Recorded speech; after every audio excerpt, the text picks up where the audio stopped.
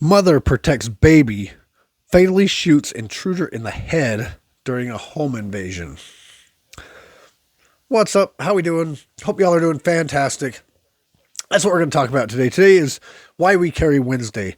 If you haven't seen one of these, it's kind of obvious why we carry.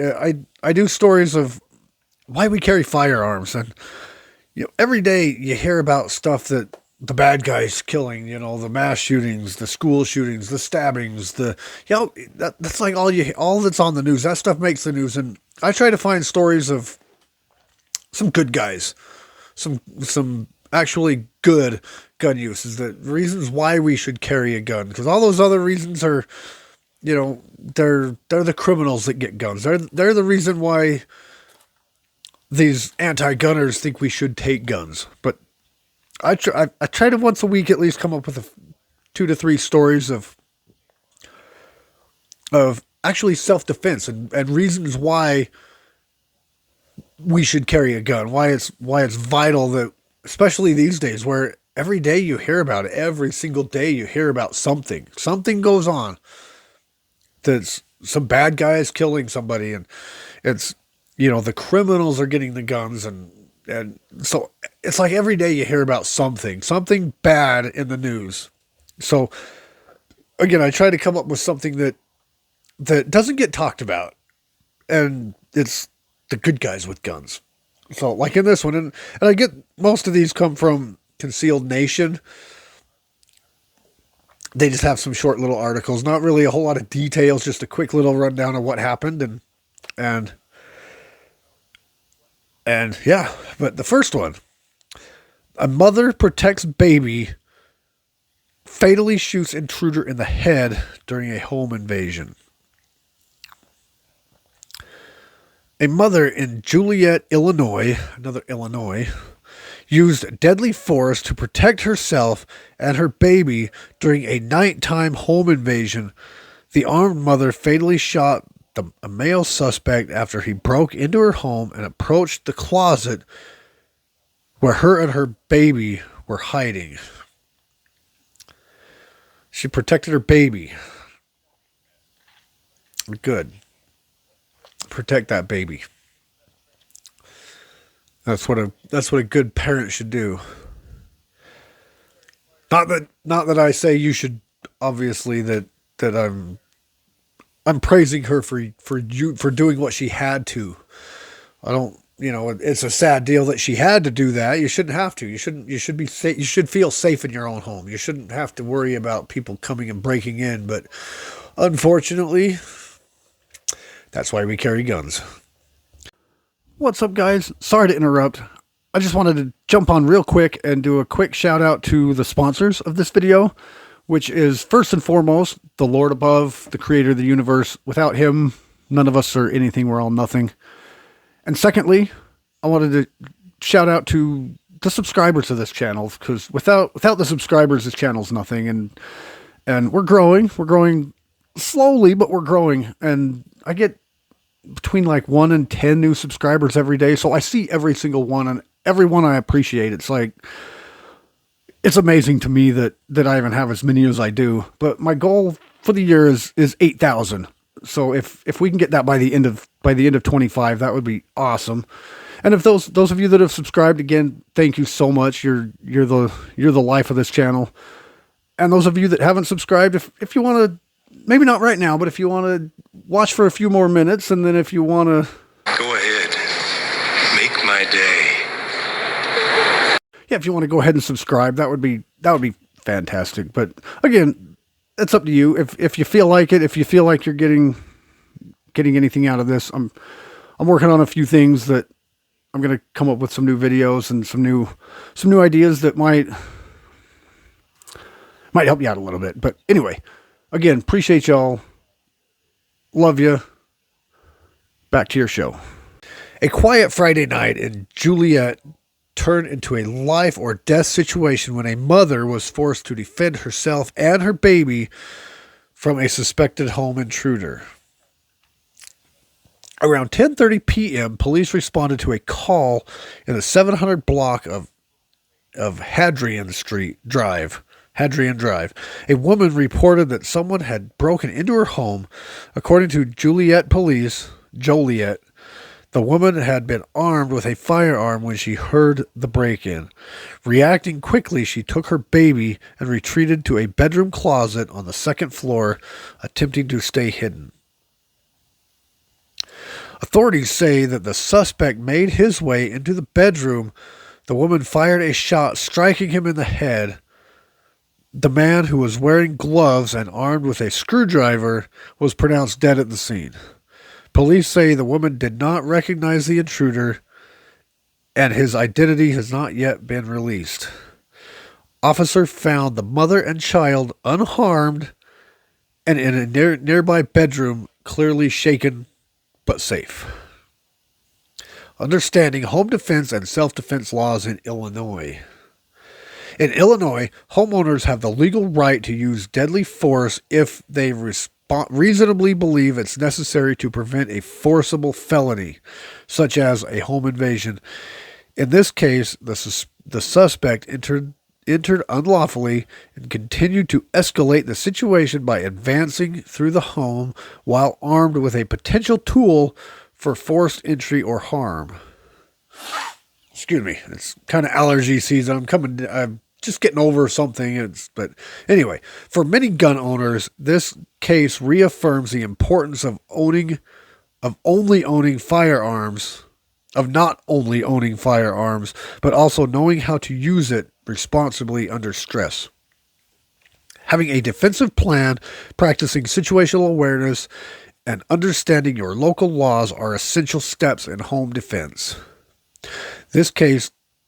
As this case develops, authorities will likely review surveillance footage if available and investigate any connection the suspect may have had to the residence. However, early indications suggest this was random home invasion attempt by someone unknown to the intended victim.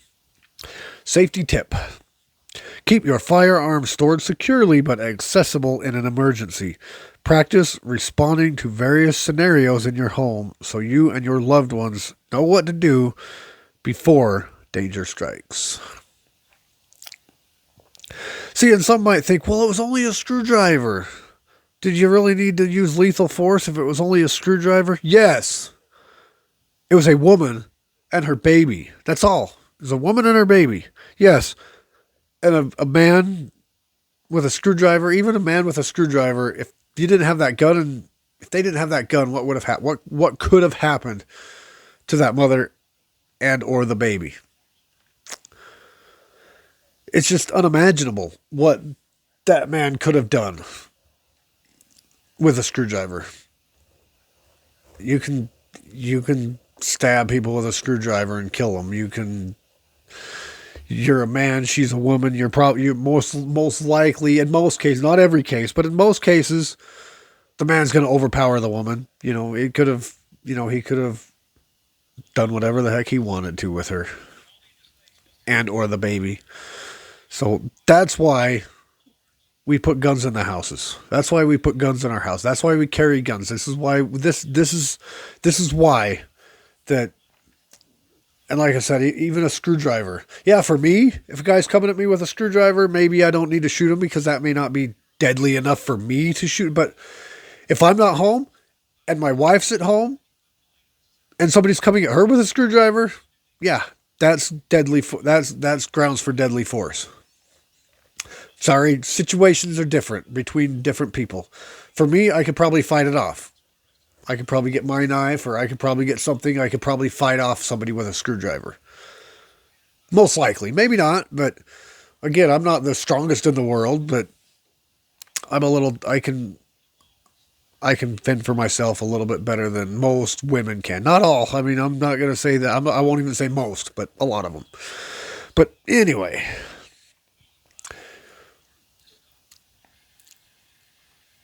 Let's see here. Okay, the next one. A South Carolina rideshare driver shoots attacker in self-defense.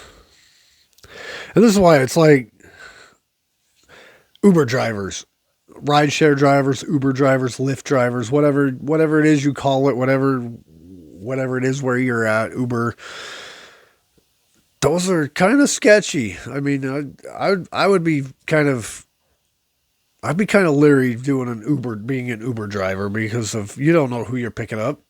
You have no idea who you're picking up. But let's read on. A rideshare ride in Fort Mill, South Carolina turned violent when a passenger attacked the driver with a stun gun and attempted to strangle him. A stun gun and attempted to strangle him. I mean, the driver, lawfully armed, shot the attacker in self-defense. No charges will be filed. Dang. See, that's why if I was one of those, I would always have a gun. I always have a gun on me anyway, but even if I didn't carry one everywhere, I would definitely have one. Definitely have one with me if I was an Uber driver. I mean, what was this guy wanting from him? Was he wanting the car? Was it, especially if you're driving the car, you don't want to stun somebody and try to strangle them while they're driving the car. I mean, that's not going to, but let's read on anyway. Authorities in York County have decided not to press charges following a fatal self-defense shooting at a Motel 6 in Fort Mill, South Carolina, early in the morning of July 27th. According to the York County Sheriff's Office, deputies responded to a call at 3:32 a.m. regarding a shooting in the parking lot of a Motel 6 on Carowinds Boulevard. When they arrived, they discovered that 39-year-old Kendale Richardson Williams of North Carolina had been shot. Williams was pronounced dead at the scene. Deputies detained the shooter, a rideshare driver who had picked up Williams as a passenger and brought him to the motel. After conducting an investigation, authorities concluded that Williams initiated a violent assault inside the vehicle before the shooting occurred. Self-defense confirmed after violent assault. Investigators reported that while still in the rideshare vehicle, Williams used a stun gun on the driver, then tried to strangle him. The driver, who legally carried a concealed firearm, responded to the life-threatening situation by drawing and firing his firearm. The driver remained on the scene and fully cooperative with law enforcement. Following an evidence review, the case was presented to the 16th Circuit Solicitor's Office. Based on all available information, the solicitor's office determined that the shooting was justified under South Carolina's self-defense laws. As a result, no criminal charges will be filed. This incident underscores the unpredictable nature of personal safety for rideshare drivers, who often work alone and encounter strangers daily. For those who carry concealed, this serves as a reminder of the importance of being trained, legally permitted, and mentally prepared to respond if threatened. Safety tip: If you legally carry a concealed firearm, regularly train with it and understand your state's self-defense laws. A calm, educated response in a crisis can save your life and protect you legally. Yeah, another one, and that's like I said, if an Uber driver, a rideshare driver, whatever it's called, wherever you're at, it's like you pick up strangers all day. That's what you do. You give strangers rides, and you never know what goes on. I would have cameras in the car. I would have cameras outside the car. I would have dash cams both directions and inside the dash cam. And carry a weapon. Carry some kind of a firearm. Carry any kind of weapon. I mean, a stun gun. Luckily, he only had a stun gun because, he could have easily went. Oh, my mic. He could have easily went and ended it that way, but instead he only had a stun gun, so he stunned him and tried to strangle him. But I mean, it's you just never know who you're picking up. You never know what they're capable of, and you just got to be aware of your situation. I don't recommend anybody doing ride share, but if you do that for a living, make sure you're protected. You don't know who you're picking up. Anyway, that's the show. Just a couple stories why it's very, very important that we keep ourselves protected. Like I said before, every single day we hear about shootings and stabbings and things that could happen anywhere, anytime. My state, it was a little ways away, but I used to live right in the next town over, but 2 police officers were shot and killed. Happens all the time. Police officers, and then same day or next day there was a stabbing at a high school in Phoenix. There was a shooting at a nightclub in New York. There was every single day there's something. There's some kind of a violent crime, and those give us legally armed Americans a bad name because guns. That's what they use as their narrative. It's not guns, it's gangs. It's not guns, it's mental illness. But they like to just use guns, and they want to take the guns away from us law-abiding citizens when it's clear that the criminals don't care about that. The criminals want us to get rid of our guns so that they can do whatever the heck they want. But anyway, that's the video. Appreciate you. Links below. Do the YouTube stuff. Other links below if you feel like supporting the channel. Put my eBay store in a link if you feel like. Basically, it's nothing really. I'm just selling right now. I'm just selling a bunch of my old prepper stuff. I'm going through. I'm kind of liquidating a bunch of stuff I've over the years, over my time. I've collected a bunch of. To me now it's junk, but it's not. It's good stuff, but it's just laying around doing nothing, and I figure why not throw it on eBay and sell it. And if you do go on there and see something you like, and I'm also selling some of my old tools that I don't use anymore, and they're nice tools. They're diagnostic equipment, specialty tools and stuff. But if you go down, if you go in there and you like something you want to buy it, just leave a inbox message, say YouTube, and I'll know you saw it here, and I'll give you free shipping. I know it may not sound like much, but hey, every little bit's better than nothing, right? But anyway, again, appreciate y'all. Love you. See you in the next one.